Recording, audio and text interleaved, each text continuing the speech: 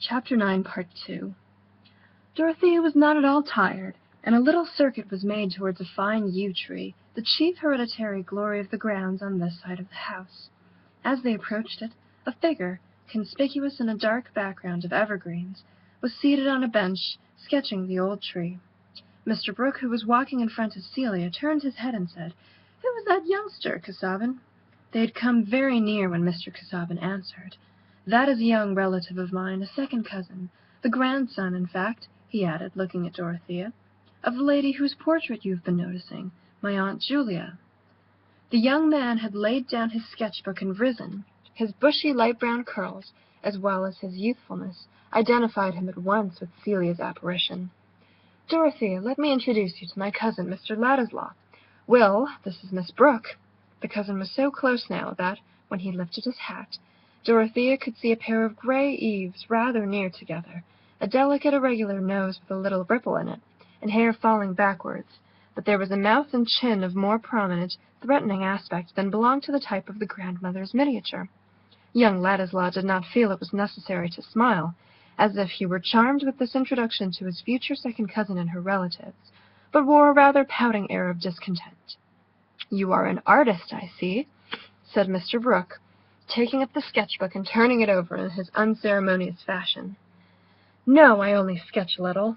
There is nothing fit to be seen there," said young Ladislaw, coloring, perhaps with temper rather than modesty. "Oh, come, this is a nice bit now. I did a little in this way myself at one time, you know. Look here now, this is what I call a nice thing, done with what we used to call brio." Mr. Brooke held up out towards the two girls a large colored sketch of stony ground and trees with a pool. "I am no judge of these things," said Dorothea, not coldly, but with an eager deprecation of the appeal to her. "You know, uncle, I never see the beauty of those pictures which you say are so much praised. They are a language I do not understand. I suppose there is some relation between pictures and nature which I am too ignorant to feel, just as you see what a Greek sentence stands for, which means nothing to me." Dorothea looked up at Mr. Casaubon, who bowed his head towards her, while Mr. Brooke said, smiling nonchalantly, "Bless me now, how different people are! But you had a bad style of teaching, you know, else this is just the thing for girls, sketching, fine art, and so on. But you took to drawing plans. You don't understand morbidezza and that kind of thing. You will come to my house, I hope, and I will show you what I did in this way," he continued, turning to young Ladislaw, who had to be recalled from his preoccupation in observing Dorothea. Ladislaw had made up his mind that she must be an unpleasant girl, since she was going to marry Casaubon, and what she said of her stupidity about pictures would have confirmed that opinion even if he had believed her. As it was, he took her words for a covert judgment, and was certain that she thought his sketch detestable. There was too much cleverness in her apology. She was laughing both at her uncle and himself. But what a voice! It was like the voice of a soul that had once lived in an Aeolian harp. This must be one of nature's inconsistencies. There could be no sort of passion in a girl who would marry Casaubon. But he turned from her and bowed his thanks for Mr. Brooke's invitation. "We will turn over my Italian engravings together," continued that good-natured man. "I have no end of those things that I have laid by for years. One gets rusty in this part of the country, you know.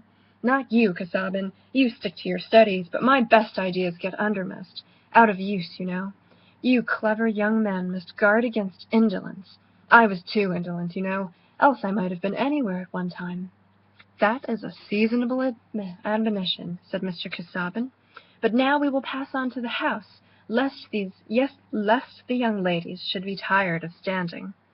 When their backs were turned, young Ladislaw sat down to go on with his sketching, and as he did so his face broke into an expression of amusement, which increased as he went on drawing, till at last he threw back his head and laughed aloud. Partly it was the reception of his own artistic production that tickled him, partly the notion of his grave cousin as the lover of that girl, and partly Mr. Brooke's definition of the place he might have held but for the impediment of indolence. Mr. Wills Ladislaw's sense of the ludicrous lit up his features very agreeably. It was the pure enjoyment of comicality, and had no mixture of sneering and self-exaltation. "What is your nephew going to do with himself, Casaubon?" said Mr. Brooke as they went on. "My cousin, you mean, not my nephew. Yes, cousin, but in the way of a career, you know. The answer to that question is painfully doubtful. On leaving Rugby, he declined to go on to an English university, where I would gladly have placed him, and chose what I must consider the anomalous course of studying at Heidelberg.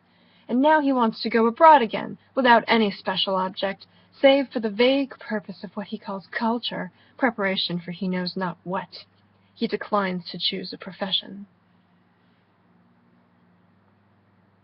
He has no means but what you furnish, I suppose.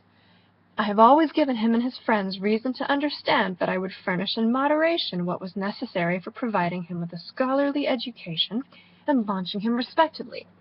I am, therefore, bound to fulfill any expectation so raised, said Mr. Casaubon, putting his conduct in the light of near rectitude, a trait of delicacy which Dorothea noticed with admiration. He has a thirst for traveling. Perhaps he may turn out a Bruce or a Mungo Park, said Mr. Brooke. I had a notion of that myself at one time. No, he has no bent towards exploration, or the enlargement of our geognosis. That would be a special purpose which I could recognize with some approbation, though without felicitating him on a career which so often ends in premature and violent death. But so far is he from having any desire for a more accurate knowledge of the earth's surface, that he said he should prefer not to know the sources of the Nile, and that there should be some unknown regions preserved as hunting grounds for the poetic imagination.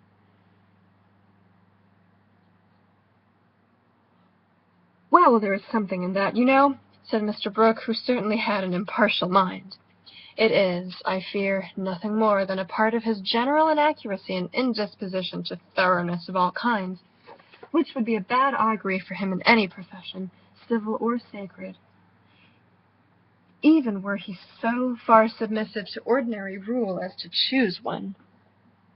Perhaps he has conscientious scruples founded on his own unfitness, said Dorothea, who was interesting herself in finding a favorable explanation. Because the law and medicine should be very serious professions to undertake, should they not? People's lives and fortunes depend on them. Doubtless, but I fear that my young relative, Will Ladislaw, is chiefly determined in his aversion to these callings by a dislike to steady application, and to that kind of acquirement which is needful instrumentally, but is not charming or immediately inviting to self-indulgent taste. I have insisted to him on what Aristotle has stated with admirable brevity, that for the achievement of any work regarded as an end, there must be a prior exercise of many energies or acquired facilities of a secondary order, demanding patience.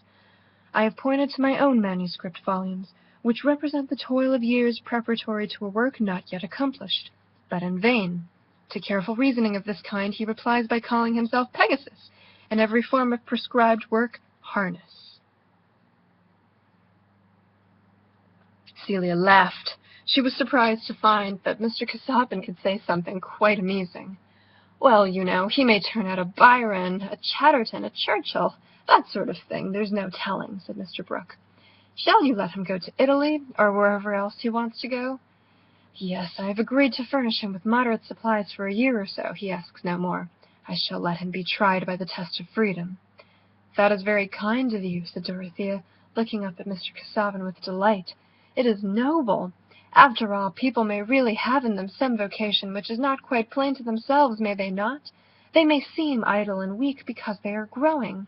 We should be very patient with each other, I think. I suppose it is being engaged to be married that has made you think patience good, said Celia, as soon as she and Dorothea were alone together taking off their wrappings. You mean that I am very impatient, Celia? Yes, when people don't do and say just what you like. Celia had become less afraid of saying things to Dorothea since this engagement. Cleverness seemed to her more pitiable than ever.